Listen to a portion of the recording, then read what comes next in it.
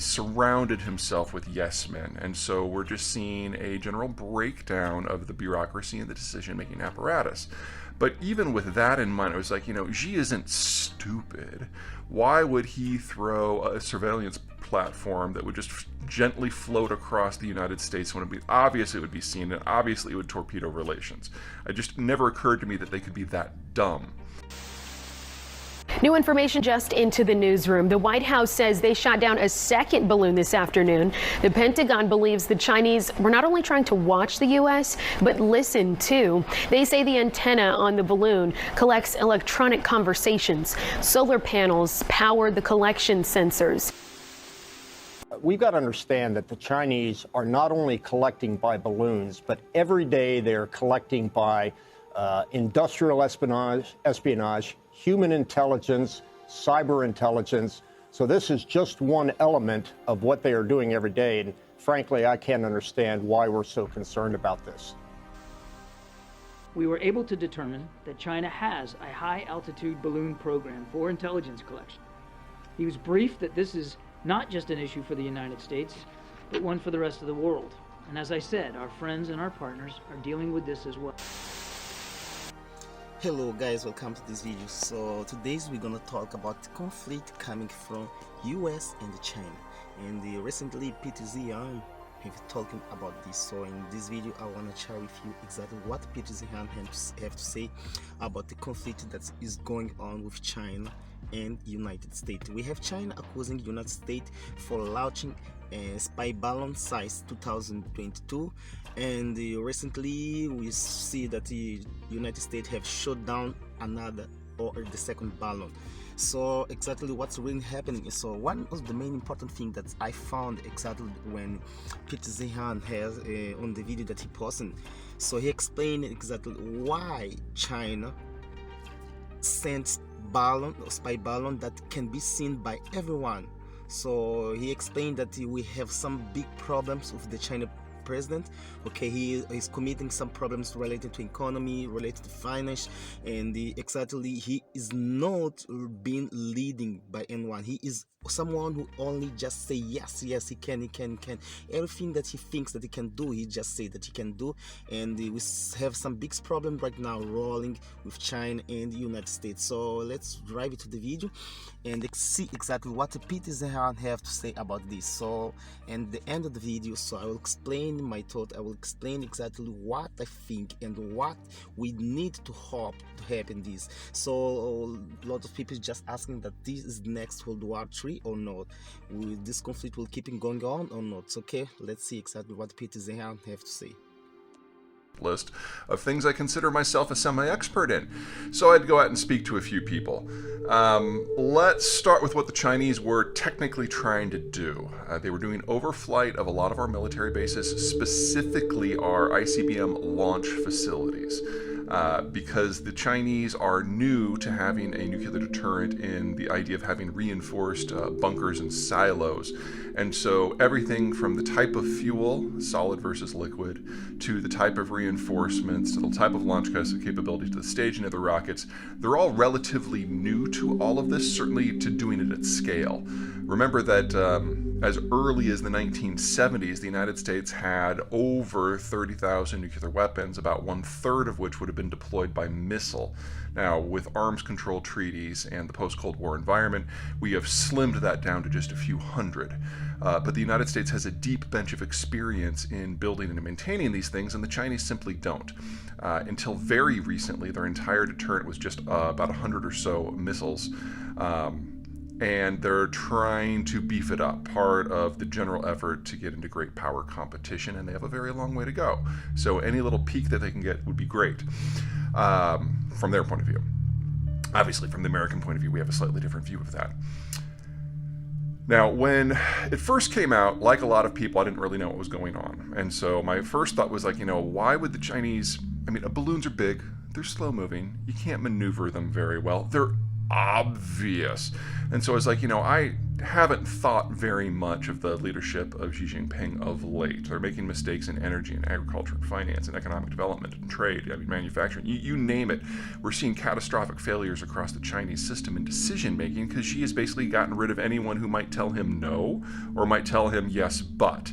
He's surrounded himself with yes men, and so we're just seeing a general breakdown of the bureaucracy and the decision-making apparatus. But even with that in mind, it was like, Xi isn't stupid. Why would he throw a surveillance platform that would just gently float across the United States when it would be obvious it would be seen, and obviously it would torpedo relations? It just never occurred to me that they could be that dumb. Well, turns out the rampant stupidity that is taking over decision-making in Chinese policy has now reached a bit of a breakpoint. We now know from the responses to the crisis that the Chinese have lost the ability to coordinate within their own system. So normally, if you're going to do something that's a little provocative, you're going to coordinate with your diplomatic personnel and your executives in order that nothing else that you're working on gets ruined. But the day that the balloon floated into northern Idaho, Blinken was supposed to be on a plane going to China, and he had to cancel. And then over the course of the next week, the Americans were reaching out to the Chinese, and the Chinese refused to take the call because they didn't know what to say because they couldn't get direction. And then once it was shot down over the waters of South Carolina, they refused to pick up the phone because they're like, oh no, the United States is using military force to take down a civilian object. I mean, the abject refusal to deal with the situation is you only see that when the bureaucracy is seized up.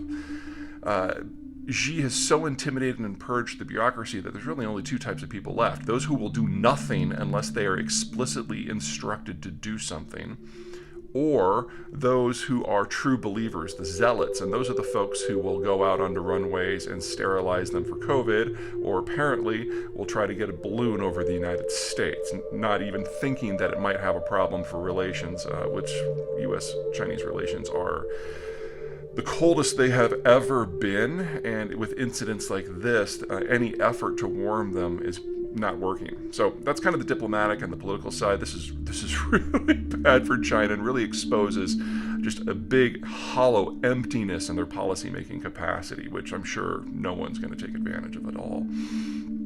So let's talk about what the Chinese might have gotten and what the United States might have lost or gotten.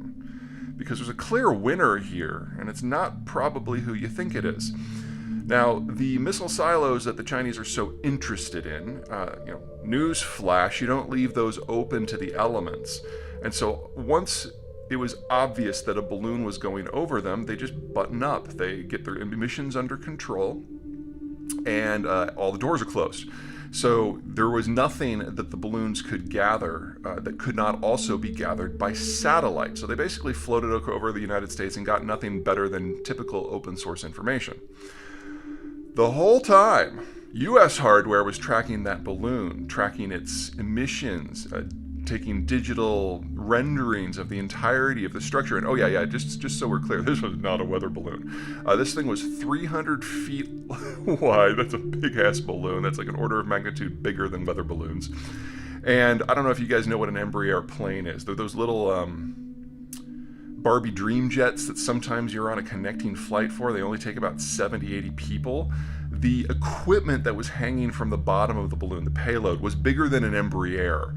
And there were long-range antennas and listening devices and computing capacity and solar panels on this thing, along with some propellers. So, the idea that this was a weather balloon, like only if it was planning on monitoring the weather on Venus, because it had that sort of range. So the Chinese position, again, the diplomatic system seized up because the truth was so obvious, but the Chinese diplomatic corps had no idea that this was going on. It's part of that whole disconnect. Anyway, they got very little, if any, information from this effort, but the whole time the Americans were tracking what was a fairly sophisticated spy platform. And then when we shot it down over South Carolina, we started fishing for the parts. Now, I, like a lot of people, apparently like President Biden, my first instinct was to shoot it down the second it crossed the border. But as it was explained to me, if you shoot down something of that size, when it's 10 miles up, the debris field is going to cover a couple of square miles in a line that's something like 6 or 7 miles long. Whew. Nobody wants 200 pounds of Chinese spyware falling through the roof. You people probably would have died even over like the vast empties of Montana. So they waited for it to be over water. Also, they did detect it when it was over Alaska, but if they had shot it down over Alaskan waters, some of those waters are 3 miles deep, and they wanted to recover it. So the waters over or off the shelf of South Carolina are 30 to 60 feet deep, something you can just do as a commercial dive. So pieces that are being recovered, and we're getting a better look at spy equipment out of China and their capabilities and their emissions and how they handle information and what they're looking for as a result of this incident than normally you would have gotten after a 1 or 2 year probing effort with using more traditional methods. So it's kind of like the Chinese flew a canary into our cage, and then we just quietly locked the door behind it. And this is turning into the intelligence bonanza of the decade. So that's what happened after a couple of weeks of me poking into this. It's a really intriguing story, but the bottom line is just the sheer level of stupidity and dysfunction of the Chinese national security experts, if that's the right word, really has reached a fundamentally new low. And, Congress is going to be stirred up like a band of hornets, and I have no problem with that, because this is going to have consequences for the relationship. There's no way, there's nothing out of this that the Chinese are walking out of smelling